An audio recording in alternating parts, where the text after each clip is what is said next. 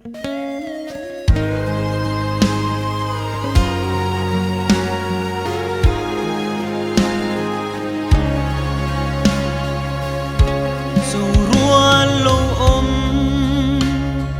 lia sang vangin mo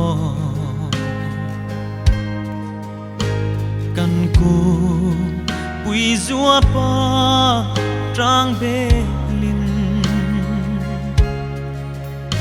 kian zai re lovin sak ruang lai tha zam love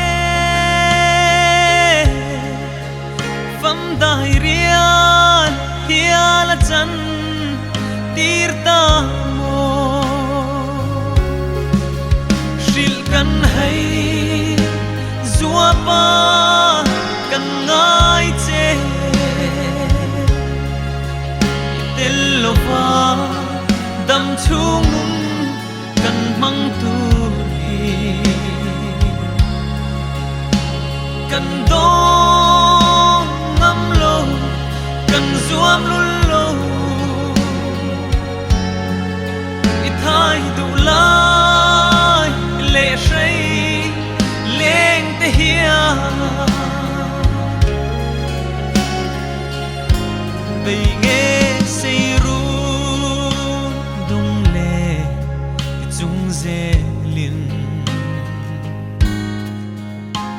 korva doi run sa kan bela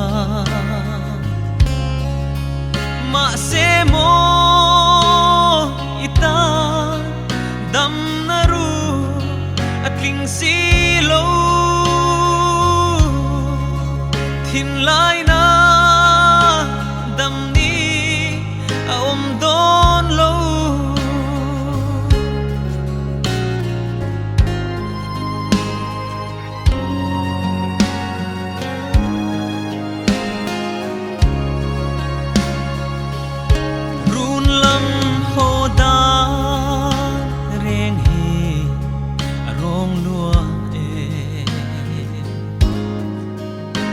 sagrua dai rial dom rem si lo kan run sia iloina khar tung so an phallo mo kan tuar thia mol love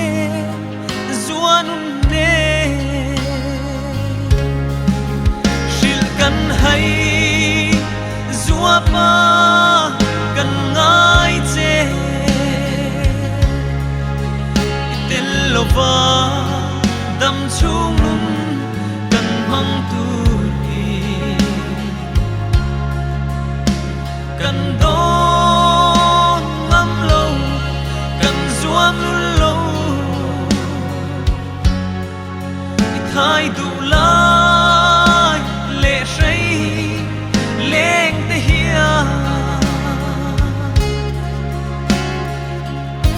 dân khuất lain ami zua pa te zong lim ten an run sa an bela ma se mo kapom lai zua ve kha khoya nge ton tu re i om ve si lo mo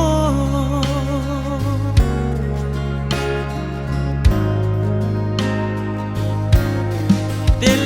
lo chua run chu zau kho ne isu lim tha mo kan chan to ma se mo nat na le lungai tua to lovin van kho pui a lim ten ileng to si shil kan hai